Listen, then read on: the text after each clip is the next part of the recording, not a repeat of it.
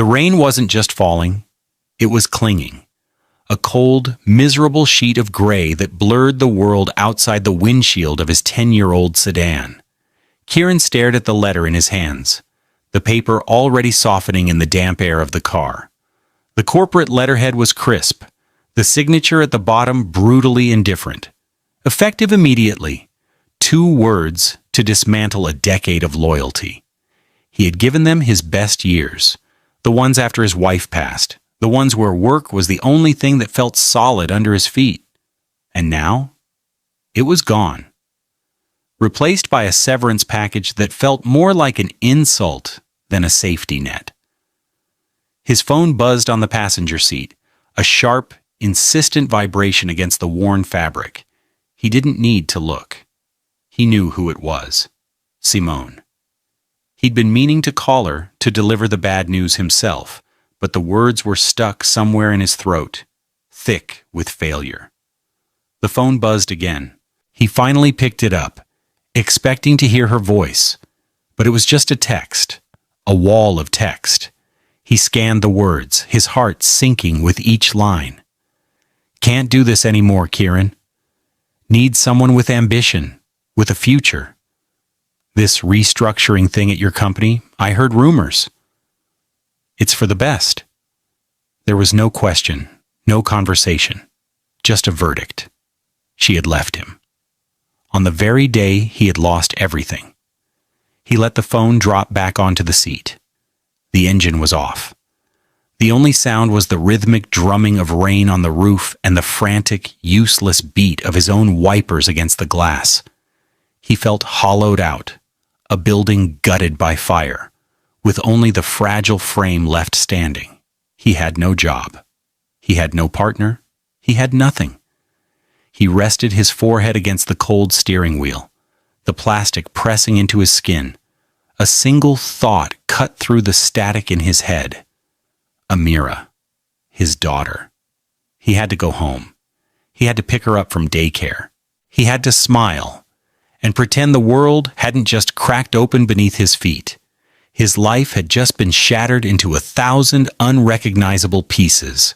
He had no idea it was the best thing that had ever happened to him. Days passed. The initial shock hardened into a grim, quiet routine. Kieran woke up before the sun, not to beat traffic to the office, but to scan job listings that all seemed to require degrees he didn't have, or experience in fields he didn't know. He was Kieran, a black man in his early 30s, whose strength was in his hands and his quiet reliability. He knew how to manage a warehouse floor, how to anticipate shipping delays, how to earn the respect of his team not through authority, but through shared work. Those skills didn't seem to translate well to a resume. His world had shrunk to the walls of his small 2-bedroom apartment, a place that was tidy but lived in, filled with the lingering scent of his late wife's favorite lavender cleaner and the vibrant chaos of his daughter's creations. Amira was the sun around which his broken world orbited. She was 6 years old, a tiny force of nature with bright, perceptive eyes and natural hair always styled in intricate braids with colorful beads, a skill he was still trying to master from YouTube tutorials. Her hair, a testament to his love and his clumsiness, often had 1 or 2 beads that were slightly out of place, a small imperfection that only made him love her more. She was a whirlwind of run-on sentences and questions that sliced through his carefully constructed adult defenses. "Daddy, why are you home for cartoons?" she'd ask that first week, her head cocked to the side, her beaded braids clicking softly. He'd managed a smile.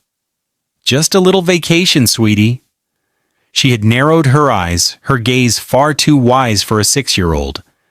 "You don't look like you're on vacation. Your smile is sleepy." He was tired, a deep, bone-weary exhaustion that had little to do with sleep. It was the weight of being the sole provider, the only parent, the one who had to hold it all together. On the mantelpiece, a photo of his wife, Maya, smiled out at him. Her eyes were just like Amira's, He spoke to the photo sometimes, in the quiet of the night. "I'm trying, Maya. I'm really trying." The apartment was filled with her memory, but warmed by Amira's presence. Her crayon drawings were taped to the refrigerator, a gallery of lopsided suns and stick figures with impossibly wide smiles. One drawing showed a tall man, a little girl, and a woman with wings. That was Mama, who is an angel now, Amira had explained, her small finger tracing the crayon wings with reverence. He showed his love through action. He made her pancakes, often slightly burnt around the edges, which she declared crispy and the best. He read her bedtime stories, doing all the voices until his throat was hoarse. He was a man of few words, but his love was a tangible thing, in the way he knelt to tie her shoes, the way he packed her lunch with a note he'd drawn himself, the way his calloused hands that had once directed forklifts and managed inventory, were now gentle enough to smooth the hair back from her forehead as she slept. He was a good father. It was the only job title that mattered, and the only one he was terrified of failing at. The weeks that followed were a blur of fruitless applications and dwindling savings. He took odd jobs, handyman work he found on a community app, anything to keep the lights on and food on the table. It was humbling work, but there was a simple dignity in it. Fixing a leaky faucet, assembling a bookshelf, patching a hole in a wall. These were problems he could solve. Unlike the gaping hole in his career, he never complained. He just put on his worn work boots, packed a small toolkit, and went wherever the app sent him. His quiet competence, his only currency. One evening, a request came through. An emergency. A burst pipe in a penthouse apartment downtown. The pay was good, too good to pass up. The only problem was the time. It was late, and his neighbor who usually watched Amira in a pinch was out of town. He looked at his sleeping daughter, her small chest rising and falling in a peaceful rhythm. He couldn't leave her, but he couldn't afford to turn down the job. With a heavy sigh, he made a decision. He gently woke her, wrapped her in her favorite butterfly blanket, and carried her out to the car. "We're going on a little adventure, sweetie," he whispered, hoping she wouldn't see the worry in his eyes. He hoped whoever lived in that penthouse would understand. Naima Sterling commanded boardrooms. Her world was one of glass and steel, of quarterly reports and shareholder meetings. She was the CEO of a multi-billion-dollar tech firm, a position she had clawed her way to with relentless precision, and an intellect that could dismantle a flawed business proposal in under a minute. Her appearance was an extension of her control. Elegant suits tailored to perfection, minimal jewelry, and her natural hair styled in an elegant updo that conveyed power and grace. Her deep brown skin seemed to glow under the harsh fluorescent lights of her office, a testament to a wellness routine that was as rigorously scheduled as her meetings. From the outside, she had everything. Her penthouse apartment overlooked the entire city, a panorama of glittering lights that should have felt triumphant, but instead felt isolating. The silence in her apartment was absolute. It was a sterile, perfectly curated space, decorated in shades of white and gray. There were no crayon drawings on the refrigerator. There were no scuff marks on the pristine hardwood floors. There were no slightly burnt pancakes. Naima ate perfectly portioned meals delivered from the city's finest restaurants, usually alone at her marble kitchen island, her laptop open beside her. She was brilliant, admired, even feared, but she was profoundly lonely. Her success had been built on a foundation of conditional love. Her parents had praised her achievements, not her spirit. A past engagement had ended when her fiancé admitted he was more in love with her ambition than with her. She had learned early to armor herself, to equate vulnerability with weakness. Her poise was her shield. That evening, her shield was cracking.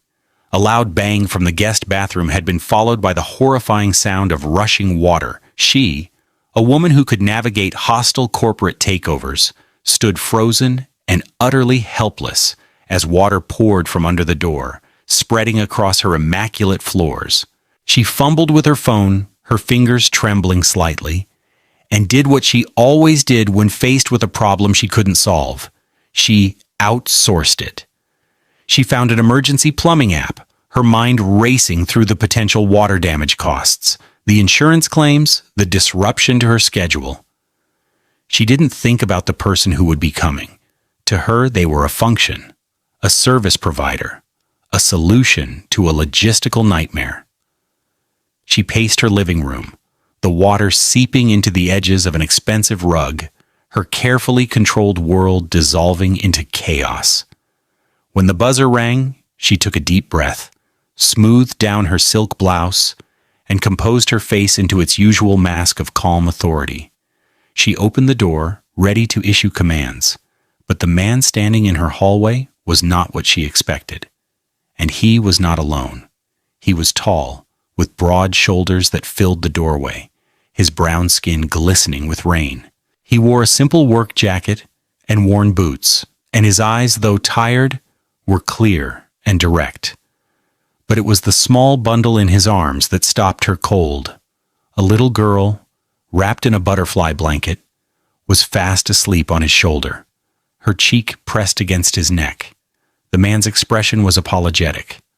"I'm so sorry," he said, his voice low and steady. "Kieran, from the app. I couldn't find a sitter this late. If it's a problem, I understand." Naima stared at him, then at the child. The sight was so incongruous in her sterile, silent building. A father and his daughter. A small, self-contained world of warmth and care standing on her doorstep. Her carefully prepared speech about the urgency of the situation vanished. All she could do was nod. "No," she heard herself say, her voice softer than she intended. It's okay. Please, come in." He moved with a quiet efficiency that was deeply calming. He gently laid the sleeping Amira on the far end of her long white sofa, tucking the butterfly blanket around her. He surveyed the water damage with a practiced eye, his presence immediately lowering the temperature of Naima's panic. "It's the supply line to the toilet," he said after a brief inspection. "I can shut off the main, but I'll need to replace the valve." He spoke in short, grounded sentences. There was no flattery, no acknowledgement of the obvious wealth surrounding him. He was just a man here to do a job. Naima, accustomed to people who fawned or bristled in her presence, found his simple professionalism disarming. She watched as he worked, his large, calloused hands surprisingly deft as he handled his tools. He was methodical, focused. He didn't make small talk. The only sounds were the clinking of metal and the soft, steady breathing of the little girl on the couch. An hour later, the rushing water was replaced by a quiet drip as he finished the repair. The silence that returned to the apartment felt different now, less empty. He cleaned up meticulously, wiping the floor with a rag he'd brought, leaving the space cleaner than he'd found it. "All set," he said, standing up. "You shouldn't have any more trouble with it." He wrote up an invoice on a simple pad of paper. The amount was shockingly reasonable. Naima had been bracing herself for a massive emergency surcharge. "Is that all?" she asked, surprised. He nodded. "That's the job." She transferred the money from her phone, adding a generous tip. He looked at the notification and then back at her. "This is too much."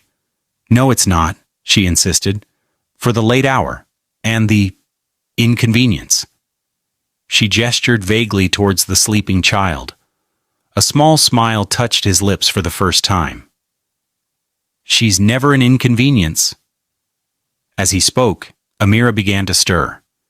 She sat up, rubbing her eyes, her beaded braids slightly askew. She looked around the vast, unfamiliar room with wide, curious eyes, finally settling her gaze on Naima. She wasn't shy. She slid off the couch and padded over to Naima, her small bare feet silent on the floor. She held up a crumpled piece of paper she'd been clutching in her hand. "This is for you," she said, her voice still thick with sleep. Naima took it. It was a crayon drawing. A bright yellow sun with a smiley face. "For letting me sleep on your comfy cloud," Amira explained, pointing to the white sofa. Naima stared at the simple, heartfelt gift. No one had given her a drawing since she was a child herself. It was a gesture of pure, unconditional kindness, offered without agenda or expectation. She felt a strange tightness in her chest, an emotion so unfamiliar she couldn't immediately name it. It was gratitude, but it was something more. She looked from the drawing to the little girl's earnest face, then to the father watching them with a gentle patience. And for the first time in years, in that pristine, silent apartment, Naima Sterling felt a crack appear in her armor. She felt a tear slide down her cheek before she even realized she was crying. Kieran saw the tear and immediately misinterpreted it. He thought she was upset, that he had overstepped by bringing his daughter. "We should go," he said quickly, moving to take Amira's hand. "I'm sorry we disturbed you." Naima shook her head, hastily wiping her cheek. "No," she said, her voice a little shaky. "It's not that. It's thank you." She looked at the drawing in her hand as if it were a precious artifact. Amira, ever perceptive, tilted her head. "Why are you crying like me when I miss Mommy?" The question, so innocent and yet so profound, hung in the air between them. It broke the scene open. Kieran froze, his hand hovering over his daughter's shoulder. Naima was speechless. The child had seen past the CEO, past the penthouse, and straight into the heart of her loneliness, comparing it to the most sacred grief in her own small life. Kieran knelt down. "Honey, the lady isn't sad like that. She's just surprised." He looked at Naima, his eyes full of a deep, empathetic understanding. He saw her not as a client, but as a person. "It's okay," he said softly, a gentle command that was also a reassurance. That night, Naima taped the drawing of the yellow sun to the stainless steel door of her refrigerator. It looked absurdly out of place, a splash of chaotic, childish color in her monochrome kitchen.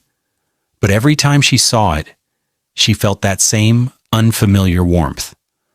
A few days later, she noticed a door in her study was squeaking.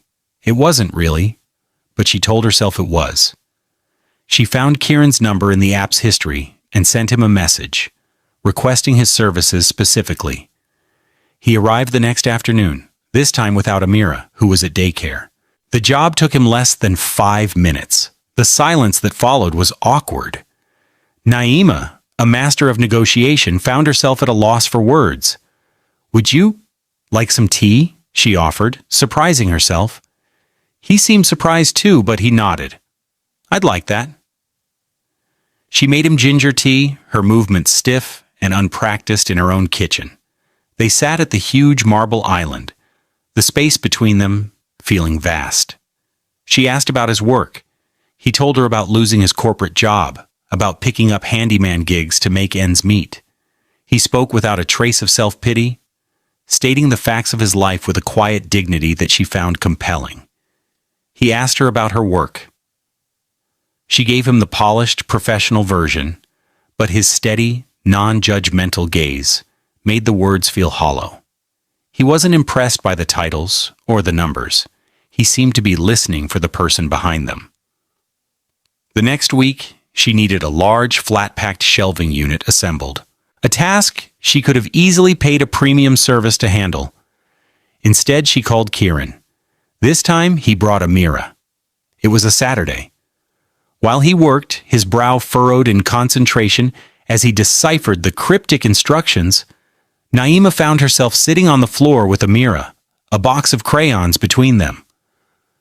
Amira chattered non-stop, a breathless stream of consciousness about her school, her favorite butterfly, and how her daddy was the best pancake maker in the world, even if they were a little crispy. Naima listened, captivated. She learned that Kieran had been a widower for 4 years, that Maya, his wife, had loved to garden, that he was trying to grow tomatoes on their small apartment balcony in a pot